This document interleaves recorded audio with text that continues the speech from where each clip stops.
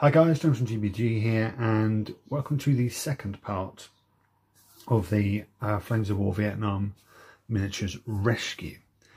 Now, I've actually completed the whole lot. I'm on furlough again, so I got in the zone, and I just knocked everything out of the park in a week and a bit.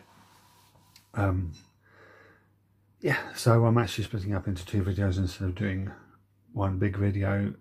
Mainly because of space, and my new tripod doesn't give me as much space to work with on my painting desk. So anyway, so this is all the infantry. This is the Vietnamese civilians, which are over there, the Vietnamese guerrillas, or VC, and the Soviets, which have been painted as NVA, with North Vietnamese Army. We also have over here, sorry about the framing again, it's my table. I'll try and sort that out and do some panning in a bit. But over here we have some seals. They're actually Australians, I found out after examining the miniatures. They are actually Australian miniatures. But but the clients wants them painted as Navy SEALs. There's not a lot of difference in them. They are armed with M60s. The Australians did have those. They are armed with M16s. The Australians did have those as well. So it's not too much for muchness. There's a couple of SLRs in there, which the Australians had because they were part of the Commonwealth. Yeah, anyway. And then last but not least, we have the GIs at the front there. The reasons why they are still pretty much based the way they're based is because the client has his way of basing them. And he said he's going to sort out the bases once he receives them. I did drop a couple of the bases on the floor while I was transporting them from one part of my studio to the next, and some of the miniatures popped off, which didn't damage them, which is a good thing. But what it did allow me to do is actually rearrange the miniatures on the bases, specifically the Americans, because there was one base that had 4 grenade launchers on. There was another base that had 2 M60s on. There was a mix of these World War II GIs in with the Vietnam era stuff. So I put all the World War II GI, because thankfully all the World War II stuff just popped off, because the way the original person who constructed this didn't actually trim any of the flash off any of the plastic miniatures at all, including the vehicles. So they're just sort of glued on haphazardly, and it just popped off. So I popped them all onto one base. Made it much easier to work with, and also because everything's super glued on, they're easy to just pop off. And I've just put one coat of brown over the whole base, just to basically uniform them, to make them look okay for taking photos and doing videos on. Anyway, that's by the by. So first of all, let's look at some of the Vietnamese. So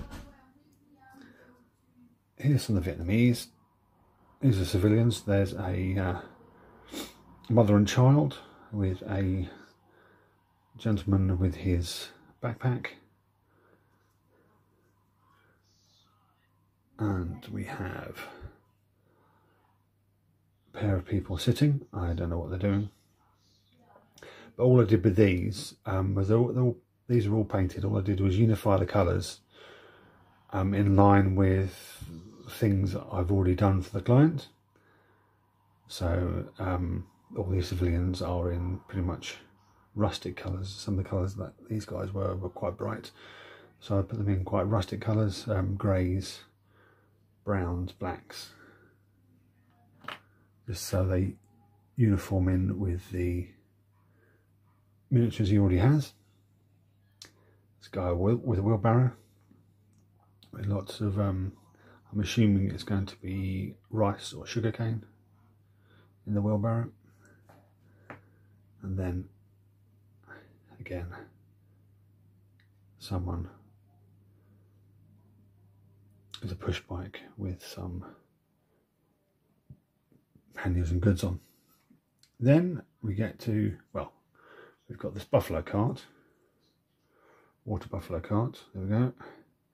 Again, all I did was uniform the colours with things I've already done, and just put some definition onto the stuff in the cart, and a bit of weathering on the cart itself as well. Now we're on to the VC. So here is a command team. He's got a the portable machine gun. I can't remember what it is, the Soviet one, but it's drum or magazine or belt fed. And then we have an officer there with his slung AK. We have a RPG team.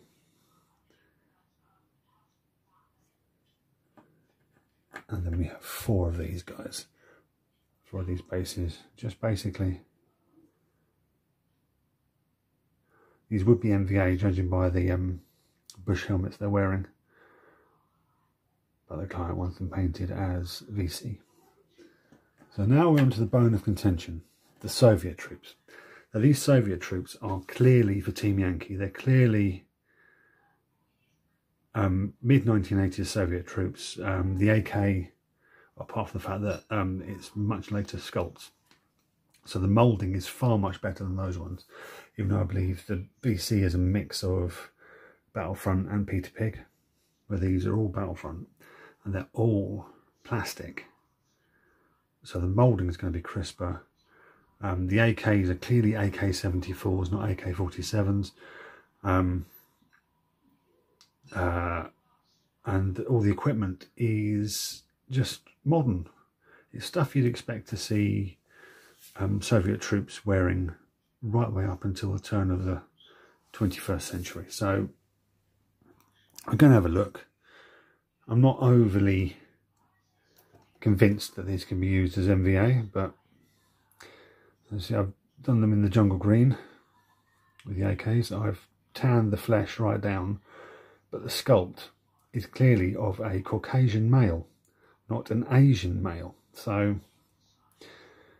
yeah, and they've got loads of kit and stuff that's clearly Soviet. So I know the MVA had Soviet gear, but yeah, it's clearly Soviet gear. So I'm not overly impressed with these, but that's what the client wants. So that's an RPG team. Yeah, clearly Soviet. Right, now we've done that. Now on to the Navy SEALs. I'm going to have this 3-man team here. Focus, there we go. Here's a 3-man team. Now we have, I think these are Peter Pig, so the sculpting is not going to be the best. So as you can see, there's a mix. There's a guy there in the middle with an SLR. There's this guy here with an M16, and the other guy at the side with a M60. And I've done the best representation I can of tiger stripe camouflage, which is what the American Special Forces used in Vietnam. On those, what I'll do is if we grab this one here, this should give you, because there's less on the base, a better representation of the tiger stripe, and also how the Peter Pig miniatures, although they're good value for money, not the best sculpted. There you go. Anyway, so there, the Navy SEALs. And then last but not least, we have some US infantry. I've gone for the basic green the US infantry had at the time. As you see, there's a mix there of M16s and M60. Some of them wearing flat jackets. They've all got the jungle green covers on their helmets. Again, these are Peter Pig, so, at least I think they're Peter Pig, judging by the sculpting on them. So they're not the best. but still, they're because I don't even remember the first video. They were pretty much bright green, which is not the colour they were. And if we grab, I'm not overly pleased with the main officer dude, but he's bald. And again, the sculpting around the hands is very odd. And you can tell there's a mix of miniatures now. I don't know where they're from, but yeah. Anyway, so that is all the infantry done. So we're doing a quick pan. And the next video is going to be the vehicles. So, as usual guys, please check all the links in the description for all the affiliates and sponsors. Also links to our social media. Check them out, give us a like. It really helps us out, especially in these uncertain times and all that jazz. And as usual guys, stay safe. Thanks for watching. I'll catch you guys next time.